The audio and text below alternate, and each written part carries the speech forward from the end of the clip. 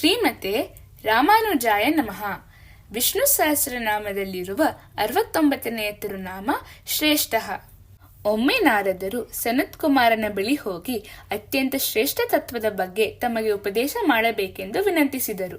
ನೀನು ಈಗ ಏನು ಕಲಿತಿದ್ದೀಯೋ ಅದನ್ನು ಹೇಳು, ನಂತರ ನಾನು ಮುಂದಿನ ಉಪದೇಶವನ್ನು ಮಾಡುತ್ತೇನೆ ಎಂದು ಸನತ್ಕುಮಾರ ನಾರದರಿಗೆ ಹೇಳಿದನು. ನಾನು ವೇದ, ಇತಿಹಾಸ ಮತ್ತು ಪುರಾಣಗಳಲ್ಲಿರುವ ಎಲ್ಲಾ ಶಬ್ದಗಳನ್ನು ಓದಿದ್ದೇನೆ. ಶಬ್ದಗಳಿಗಿಂತ ಯಾವುದು ಮೇಲು ಎಂದು ನಾರದರು ಕೇಳಿದರು. ಅದಕ್ಕೆ ಸನತ್ಕುಮಾರನು, ಮಾತು ಮೇಲು, ಏಕೆಂದರೆ ಆ ಎಲ್ಲಾ ಶಬ್ದಗಳನ್ನು ಹೇಳಲು ಯಾರಾದರೂ ಮಾತನಾಡಬೇಕು ಎಂದು ಉತ್ತರಿಸಿದನು. ಈ ರೀತಿಯಾಗಿ ನಾರದರು ಸನತ್ಕುಮಾರನನ್ನು ಯಾವುದು ಇನ್ನೂ ಮೇಲು ಎಂದು ಕೇಳುತ್ತಾ ಹೋದರು. ಸನತ್ಕುಮಾರನು ಆ ಪ್ರಶ್ನೆಗಳಿಗೆ ಉತ್ತರ ಹೇಳುತ್ತಾ ಹೋದನು. ಮಾತಿಗಿಂತ ಮೇಲು ಯಾವುದು? ಮನಸ್ಸು, ಏಕೆಂದರೆ ಮನಸ್ಸಿನಲ್ಲಿ ಯೋಚಿಸಿದ ನಂತರವೇ ಮಾತನಾಡಲು ಸಾಧ್ಯ. ಮನಸ್ಸಿಗಿಂತ ಮೇಲು ಯಾವುದು? ದೃಢನಂಬಿಕೆ, ಏಕೆಂದರೆ ಸರಿಯಾದ ದೃಢನಂಬಿಕೆ ಇಲ್ಲದಿದ್ದರೆ ಮನಸ್ಸು ತಪ್ಪು ದಾರಿಯಲ್ಲಿ ಹೋಗುತ್ತದೆ. ದೃಢನಂಬಿಕೆಗೆ ಮೇಲು ಯಾವುದು? ಬಲವಾದ ಸಂಕಲ್ಪ, ಏಕೆಂದರೆ ಬಲವಾದ ಸಂಕಲ್ಪವಿಲ್ಲದಿದ್ದರೆ ಸರಿಯಾದ ದೃಢನಂಬಿಕೆ ಸಾಧ್ಯವಿಲ್ಲ. ಬಲವಾದ ಸಂಕಲ್ಪಕ್ಕಿಂತ ಯಾವುದು ಮೇಲು? ಧ್ಯಾನ ಅಥವಾ ಮನಸ್ಸಿನ ಏಕಾಗ್ರತೆ. ಧ್ಯಾನಕ್ಕಿಂತ ಯಾವುದು ಮೇಲು? ವಿಜ್ಞಾನ.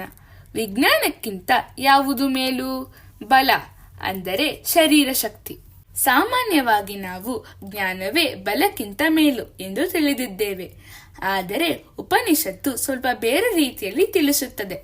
ಎಷ್ಟೇ ಜ್ಞಾನ ಇದ್ದರೂ ಆ ಜ್ಞಾನವನ್ನು ಜೀವನದಲ್ಲಿ ಅನುಷ್ಠಾನ ಮಾಡಲು ಶರೀರದ ಬಲ ಅಗತ್ಯ. ಶರೀರ ದುರ್ಬಲವಾಗಿದ್ದರೆ ವೇದಗಳಲ್ಲಿ ಹೇಳಿರುವ ನಿತ್ಯ ಕರ್ಮಗಳನ್ನು ನಾವು ನೆರವೇರಿಸಲು ಸಾಧ್ಯವಿಲ್ಲ. ನಾವು ದುರ್ಬಲರಾಗಿದ್ದರೆ ವೇದಗಳಲ್ಲಿ ಹೇಳಿರುವ ನಿತ್ಯ ಕರ್ಮಗಳಾದ ಸಂಧ್ಯಾವಂದನ, ತಿರುವಾರಾಧನೆ, ಅಗ್ನಿಹೋತ್ರ ಇವುಗಳನ್ನೆಲ್ಲ ಭಕ್ತಿಯಿಂದ ಆಚರಿಸಲು ದೇಹದ ಶಕ್ತಿ ಅಗತ್ಯ. ಆದ್ದರಿಂದ ಜ್ಞಾನ ಮಹತ್ವವಾದದ್ದು ಸರಿ, ಆದರೆ ಅದನ್ನು ಜೀವಂತವಾಗಿಸುವುದು ಶರೀರದ ಬಲವೇ. ಬಲಕ್ಕಿಂತ ಮೇಲು ಯಾವುದು? ಆಹಾರ, ಏಕೆಂದರೆ ಆಹಾರವಿಲ್ಲದೆ ಶರೀರಕ್ಕೆ ಬಲ ಸಿಗುವುದಿಲ್ಲ. ಆಹಾರಕ್ಕಿಂತ ಯಾವುದು ಮೇಲು? ನೀರು, ಏಕೆಂದರೆ ನೀರು ಇಲ್ಲದೆ ಆಹಾರ ಬೆಳೆಯಲು ಸಾಧ್ಯವಿಲ್ಲ. ನೀರಿಗಿಂತ ಮೇಲು ಯಾವುದು? ಬೆಳಕು, ಏಕೆಂದರೆ ಸೂರ್ಯನ ಬೆಳಕು ಇಲ್ಲದೆ ನೀರಿನ ಚಕ್ರವು ನಡೆಯುವುದಿಲ್ಲ. ಬೆಳಕಿಗಿಂತ ಯಾವುದು ಮೇಲು? ಆಕಾಶ, ಏಕೆಂದರೆ ಸೂರ್ಯ, ಚಂದ್ರ, ನಕ್ಷತ್ರಗಳು ಮತ್ತು ಮಿಂಚಿನ ರೂಪದಲ್ಲಿರುವ ಎಲ್ಲಾ ಬೆಳಕು ಆಕಾಶದಲ್ಲೇ ಇದೆ. ಆಕಾಶಕ್ಕಿಂತ ಯಾವುದು ಮೇಲು? ಮಾನವನ ಸ್ಮರಣೆ. ಮಾನವನ ಸ್ಮರಣೆಗಿಂತ ಯಾವುದು ಮೇಲು? ಆಸಕ್ತಿ, ಅಂದರೆ ಏನಾದರೂ ತಿಳಿದುಕೊಳ್ಳುವ ಇಚ್ಛೆ. ಆಸಕ್ತಿಗಿಂತ ಮೇಲು ಯಾವುದು? ಪ್ರಾಣ, ಅಂದರೆ ಜಾಗೃತ ಜೀವರೂಪಿ ಜೀವಾತ್ಮ. ಪ್ರಾಣಕ್ಕಿಂತ ಯಾವುದು ಮೇಲು? ಛಾಂದೋಗ್ಯ ಉಪನಿಷತ್ ಭೂಮಾ ವಿದ್ಯಾ ಭಾಗದಲ್ಲಿ ಅಂತಿಮವಾಗಿ ಈ ರೀತಿ ಹೇಳಲಾಗಿದೆ: ಯೇಷತುವಾ ಅತಿವದತಿ ಯಹ ಸತ್ಯೇನ ಅತಿವದತಿ. ಇದರ ಅರ್ಥ ಭಗವಂತನನ್ನು ಸತ್ಯಂ ಎಂದು ಕರೆಯಲ್ಪಡಲಾಗುತ್ತದೆ ಹಾಗೂ ಅವನು ಅಚಲ, ಶಾಶ್ವತ ಮತ್ತು ಅತ್ಯುನ್ನತ. ಉಪನಿಷತ್ತು ಪರಮಾತ್ಮನನ್ನು ಭೂಮಾ ಎಂದು ವಿವರಿಸುತ್ತದೆ. ಭೂಮಾ ಎಂದರೆ ಅಪಾರ ಮತ್ತು ಅಸೀಮ.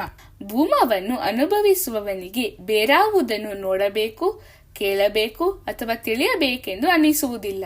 ನಮ್ಮ ಮನಸ್ಸು ಯಾವಾಗಲೂ ಉತ್ತಮವಾದುದನ್ನೇ ಹುಡುಕುತ್ತಿರುತ್ತದೆ. ಉದಾಹರಣೆಗೆ ಟಿವಿ ಅಥವಾ ಮೊಬೈಲ್ಗಳ ವಿಷಯವನ್ನು ತೆಗೆದುಕೊಳ್ಳೋಣ. ನಾವು ಸದಾ ಹೊಸದನ್ನೇ ಪಡೆಯಲು ಬಯಸುತ್ತೇವೆ. ಆದರೆ ಅದಕ್ಕಿಂತ ಮೇಲಾದದ್ದು ಇನ್ನೇನೂ ಇಲ್ಲ ಎಂದು ತಿಳಿದಾಗ ಮಾತ್ರ ಮನಸ್ಸಿಗೆ ನಿಜವಾದ ಶಾಂತಿ ಸಿಗುತ್ತದೆ. ಭೂಮಾ ಎಂದರೆ ಭಗವಂತನಿಗಿಂತ ಮೇಲೂ ಇನ್ನೇನೂ ಇಲ್ಲ. ಈ ಸತ್ಯ ತಿಳಿದಾಗ ನಮಗೆ ವಸ್ತುಗಳ ಮೇಲಿನ ಆಸಕ್ತಿ ಕಡಿಮೆಯಾಗುತ್ತದೆ ಮತ್ತು ಮನಸ್ಸು ಸಂಪೂರ್ಣವಾಗಿ ಭಗವಂತನಲ್ಲಿ ನೆಲೆಸುತ್ತದೆ ಎಂದು ಸನತ್ಕುಮಾರನು ನಾರದನಿಗೆ ಉತ್ತರಿಸಿದನು. ಶ್ರೇಷ್ಠ ಎಂದರೆ ಸರ್ವೋತ್ತಮನು ಎಂದು ಅರ್ಥ. ನಾವು ಪ್ರತಿದಿನ ಶ್ರೇಷ್ಠಾಯ ನಮಃ ಎಂದು ಜಪಿಸಿದರೆ ಭಗವಂತನು ನಮ್ಮ ಜೀವನದ ಎಲ್ಲ ಕ್ಷೇತ್ರಗಳಲ್ಲಿ ಉನ್ನತಿ ಮತ್ತು ಶ್ರೇಷ್ಠ ಫಲಗಳನ್ನು ಅನುಗ್ರಹಿಸುತ್ತಾನೆ. ಶ್ರೀಮತೆ ರಾಮಾನುಜಾಯ ನಮಃ.